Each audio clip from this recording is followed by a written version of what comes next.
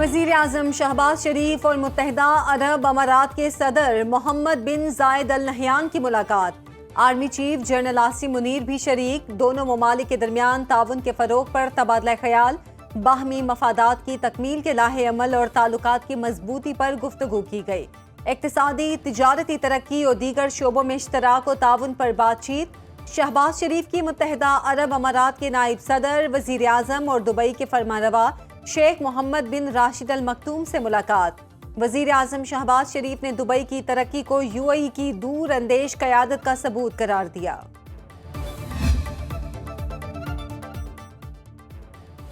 وزیر اعظم شہباز شریف کا world government سمٹ سے خطاب، کہا پاکستان میں کاروبار کے مواقع پیدا کر رہے ہیں، چیلنجز کے باوجود معیشت میں بہتری لا رہے ہیں۔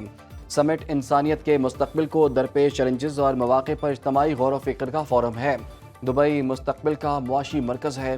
1967 سے پہلے کی سرحدوں کے مطابق ایک آزاد فلسطینی ریاست کا قیام ضروری ہے۔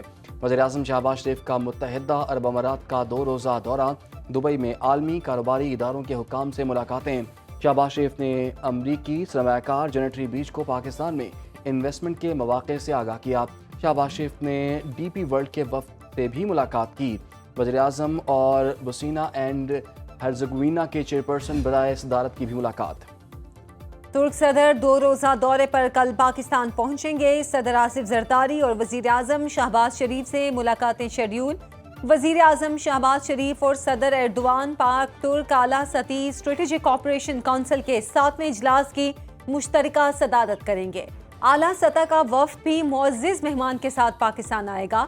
مختلف شعبوں میں باہمی تعاون اور سرمایہ کاری کے معاہدوں کا امکان۔ چیف جسٹس جے آفریدی کا کہنا ہے کہ عدلیہ آزاد ادارہ بطور سربراہ اس کی خود مختاری کا تحفظ ان کی ذمہ داری ہے۔ سپریم کورٹ سے جاری اعلامیے کے مطابق وزارت خزانہ کی درخواست پر چیف جسٹس نے آئی ایم ایف کے وفد سے ملاقات کی۔ عدالتی احتساب اور ججوں کے خلاف شکایات کے ازالے کے طریقہ کار پر تبادلہ خیال ہوا۔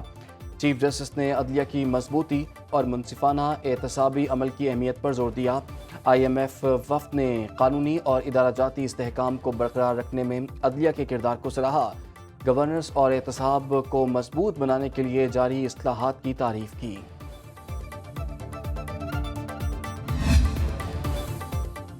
سپریم کورٹ میں 7 نئے ججز کی تقرری کی سمری تیار۔ وزارت قانون حتمی منظوری کے لیے سمری صدر مملکت آصف زرداری کو بھجوائے گی۔ صدر کے دستخط کے بعد وزارت قانون نوٹیفیکیشن جاری کرے گی۔ اسلام آباد، سندھ، بلوچستان اور پشاور ہائی کورٹس کے چیف جسٹس شامل۔ سندھ ہائی کورٹ کے جسٹس صلاح الدین پنور اور پشاور ہائی کورٹ کے جسٹس شکیل احمد بھی شامل۔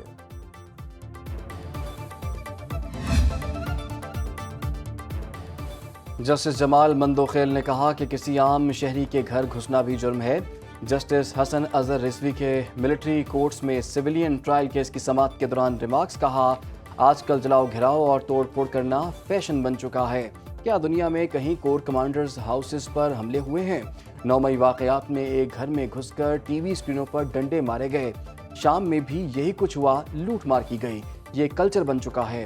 وکیل سلمان اکرم راجہ نے دلائل دیے۔ مرکزی فیصلے میں کہا گیا آرٹیکل 175 کی شق 3 سے باہر عدالتیں قائم نہیں ہو سکتی۔ جسٹس نعیم اختر افغان نے کہا کہ آپ کیس کے اختیار سماعت سے باہر نہ نکلیں۔ جسٹس امین الدین خان کی سربراہی میں 7 رکنی آئینی بینچ کل پھر سماعت کرے گا۔ سیاسی مقاصد کے لیے آپ نے کسی کا ایندھن نہیں بننا۔ ملک پر حملوں کی تعلیم دینے والا آپ کا دوست نہیں ہو سکتا۔ وعدہ کریں ملک کے خلاف کوئی قدم نہیں اٹھائیں گے۔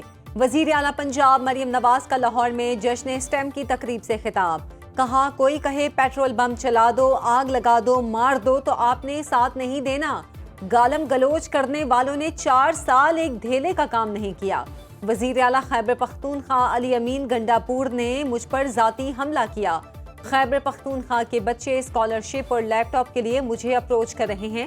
وزیر اعلیٰ مریم نواز کا اسٹیم مقابلہ جیتنے والے 1100 طلبہ کو لیپ ٹاپ دینے کا اعلان۔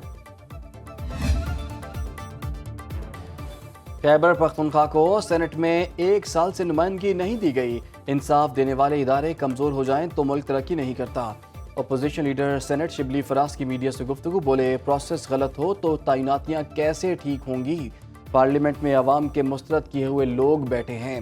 عوام کا اعتماد نہیں ہو تو ملک آگے نہیں بڑھے گا، ملک پیچھے جا رہا ہے۔ ہم سیاسی جدوجہد جاری رکھیں گے۔ اپوزیشن جماعتوں کا سیاسی اتحاد بننے جا رہا ہے۔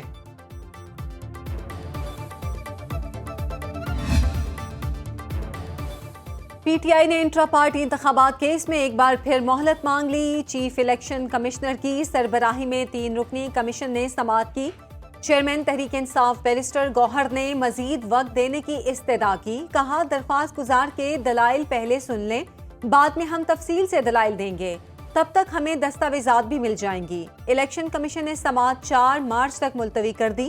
بیرسٹر گوہر نے میڈیا سے گفتگو میں کہا، پارٹی الیکشن کرانے سے پہلے تاریخ کا اعلان کیا گیا، لاکھوں ووٹرز میں سے کسی نے شکایت نہیں کی۔ ہمارے پاس اپنا ریکارڈ بھی موجود ہے، الیکشن کمیشن کے پاس بھی موجود ہے، تو ہم نے آلدو اس کی پکچر تو جمع کروائی ہے ہارڈ فارم میں، لہٰذا اس کے لیے ہم نے کہا ہے کہ آپ ان کو دیکھیں کہ کس طرح جگہ کا ارینجمنٹ ہوا ہے، کس طرح لوگ آئے، کس طرح ووٹنگ ہوئی ہے، سارا پروسیس آپ خود دیکھ لیں۔ قومی اسمبلی میں اراکین اسمبلی کی تنخواہ و امارات میں اضافے کا بل کثرت رائے سے منظور۔ رومینہ خورشید عالم نے ایوان میں بل پیش کیا۔ اپوزیشن اراکین کا شور شرابہ، بائیکاٹ، عمر ایوب کی حکومت پر کڑی تنقید۔ حکومتی اراکین کے احتجاج پر اسپیکر کی قابل اعتراض الفاظ حذف کرنے کی رولنگ۔ قومی اسمبلی میں میڈیکل کالجز کی فیسوں میں غیر معمولی اضافے سے متعلق عالیہ کامران اور دیگر کا توجہ دلاؤ نوٹس۔ ایکٹ کے تحت اضافی فیس وصول کرنے کے معاملے کی تحقیقات کی گئی۔ اسحاق ڈار کی سربراہی میں کمیٹی بنائی گئی، جنہوں نے سب کمیٹی بنا دی۔ کمیٹی نے رپورٹ تیار کر کے وزیر اعظم تک پہنچا دی۔ اجلاس کل دوپہر 2 بجے تک ملتوی۔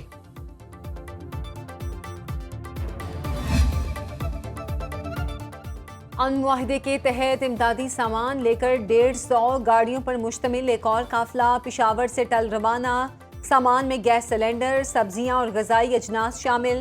مرکزی شاہراہ پر پولیس اور ایف سی کے سخت حفاظتی انتظامات۔ ضلع انتظامیہ کے مطابق کرم میں مزید 8 بنکر مسمار، تعداد 58 ہو گئی۔ اسلحے کی حوالگی کے لیے فریقین سے رابطے جاری ہیں۔